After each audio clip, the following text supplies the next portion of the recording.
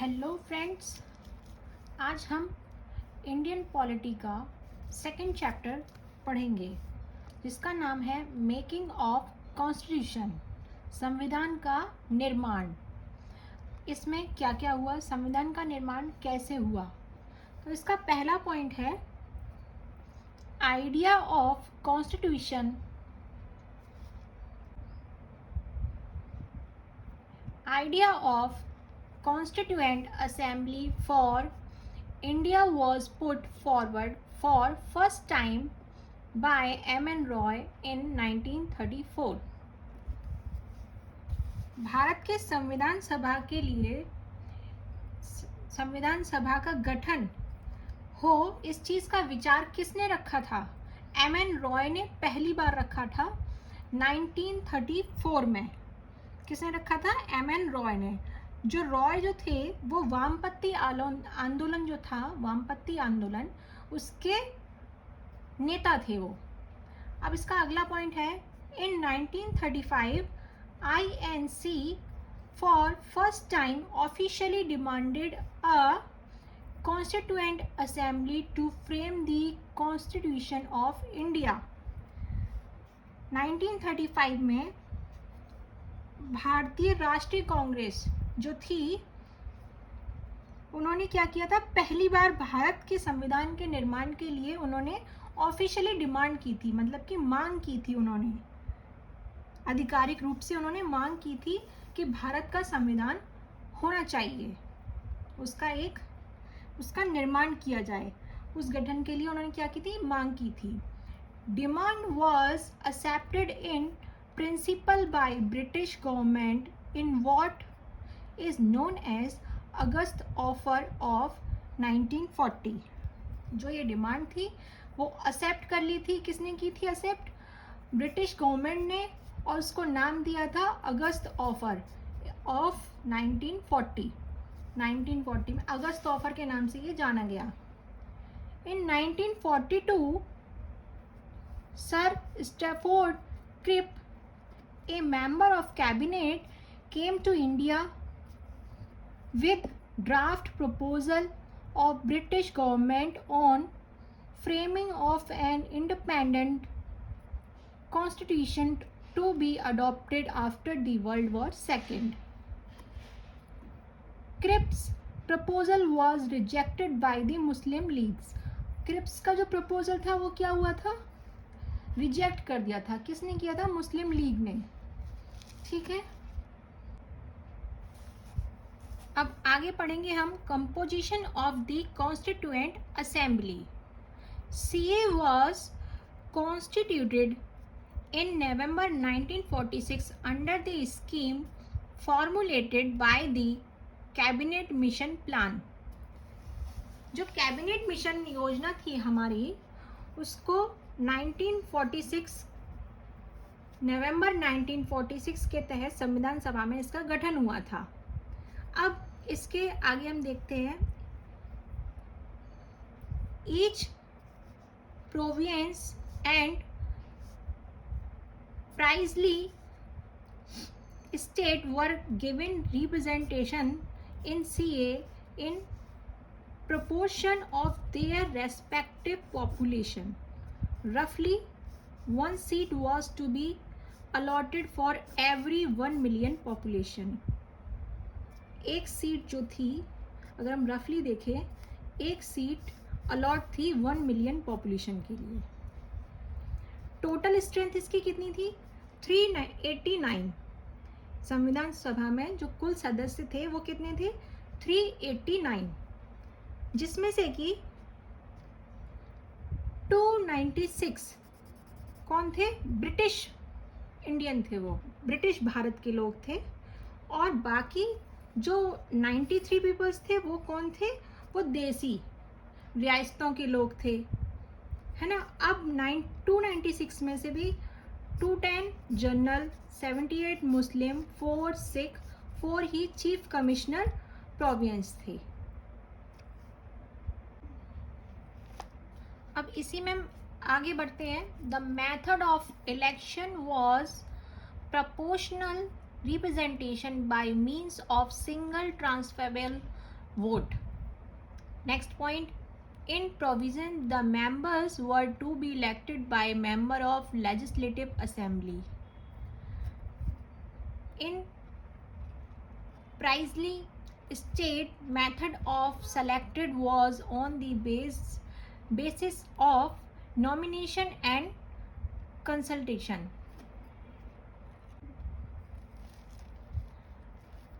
Next point है, next topic है इसमें working of the constituent assembly. अब इन्होंने काम कैसे किया था इसमें, है ना. फर्स्ट पॉइंट आता है, first meeting of CA was held on 9 December 1946 which was boycotted by the Muslim League. पहली जो मीटिंग हुई थी वो जो CA की पहली मीटिंग हुई थी वो हुई थी 9 दिसंबर 1946 को, लेकिन उसे क्या किया था, मुस्लिम लीग ने उसे बाइकआउट कर दिया था. डॉक्टर सच्चिदानंद सिन्हा टेम्पररी प्रेसिडेंट, सच्चिदानंद को जो डॉक्टर सच्चिदानंद सिन्हा थे उनको टेम्पररी प्रेसिडेंट बनाया गया था. बाद में जो कि डॉक्टर राजेंद्र प्रसाद को प्रेसिडेंट और MC मुखर्जी को वाइस प्रेसिडेंट चुना गया.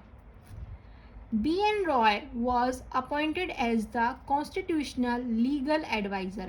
लीगल एडवाइज़र के रूप में हमने किसको चुना था, सभा ने BN Roy को. On 26 July 1947 a separate CA for Pakistan was created.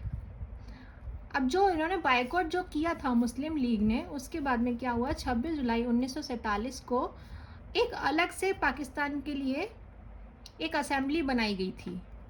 किस दिन बना दी थी वो, 26 जुलाई 1947 को. Doctor BR Ambedkar introduced final draft of constituent on November 4, 1948 first reading. अब क्या हुआ था, पहली रीडिंग जो की थी BR जी ने वो कब की थी, फाइनल ड्राफ्ट की 4 नवंबर को 1948 को. दूसरी रीडिंग कब की थी, क्लॉज बाय क्लॉज 15 नवंबर 1948 को. और तीसरी रीडिंग जो हुई थी वो स्टार्ट हुई थी 14 नवंबर 1949 को.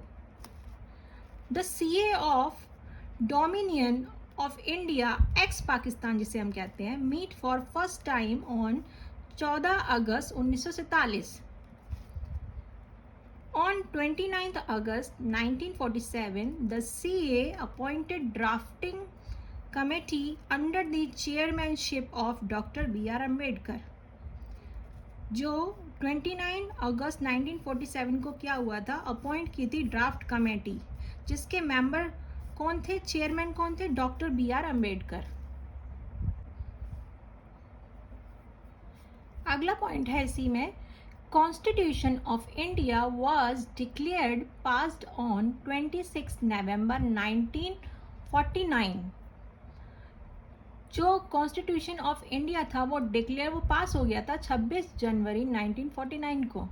अब तब उसमें मेंबर कितने थे, 299, लेकिन उसमें से 284 ने ही साइन किए थे. 284 members out of 299 signed over it. Then after it was signed by President of CA Dr. Rajendra Prasad. 299 में से 284 लोगों ने उस दिन साइन किया 26 नवंबर 1949 को, और उन सब के बाद में सिग्नेचर किया हमारे प्रेसिडेंट ने, जो कि उस वक्त थे डॉक्टर राजेंद्र प्रसाद. अगला पॉइंट कहता है, the constitution as adopted on November 26, 1949 contained a preamble, 395 articles, 8 schedule.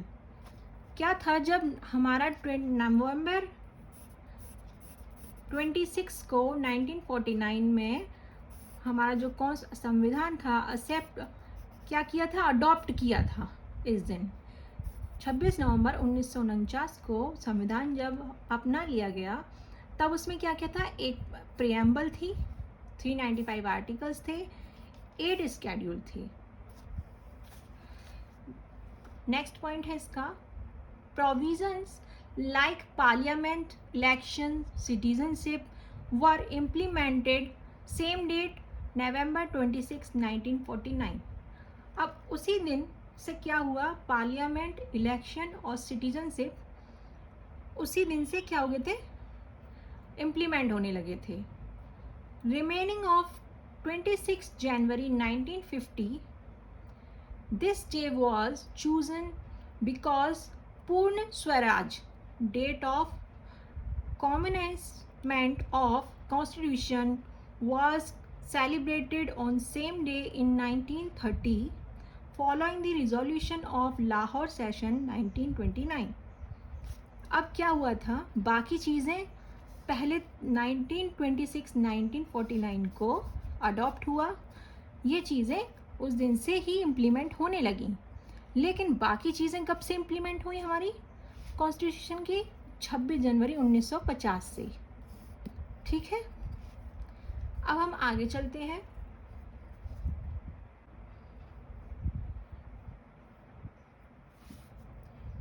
एक बात और, नवंबर 26, 1949 को जब कॉन्स्टिट्यूशन हमारा एक्सेप्ट हुआ था तो प्रियम्बल थी, 395 आर्टिकल्स थे और 8 स्केड्यूल थे। उसी दिन से पार्लियामेंट, इलेक्शन, सिटीजनशिप इम्प्लीमेंट हो गए थे और कुछ आर्टिकल्स भी थे हमारे जो कि उसी दिन से इम्प्लीमेंट हो गए थे, जैसे कि article 5, article 6, article 5, article 6, 7, 8, 9, 60, article 340, 324, 366, 367, 379, 380, 388, 391, 392, 393। क्या हुआ था, ये भी लागू हो गए थे उसी दिन से। अगला पॉइंट है हमारा इसका important, committee of the constituent assembly and their chairperson, chairman, chairperson एक ही बात है। यूनियन पावर कमेटी के कौन थे chairman, Jawaharlal Nehru. Steering committee के कौन थे, राजेंद्र प्रसाद थे। Finance and staff committee, Rajendra Prasad. Order of business committee, K M. Munshi. Union constitution committee, Jawaharlal Nehru. Fundamental right sub committee, J P. Kripalani. Next, advisory committee, Vallabh Bhai Patel. Drafting committee, doctor B R. Ambedkar. अब ड्राफ्टिंग कमेटी के बारे में अगर हम जाने, जो उसके बी.आर. अम्बेडकर जो थे वो चेयरमैन थे। Among all the committees of the Constituent Assembly, the most important committee was Drafting Committee, set up on August 29, 1947।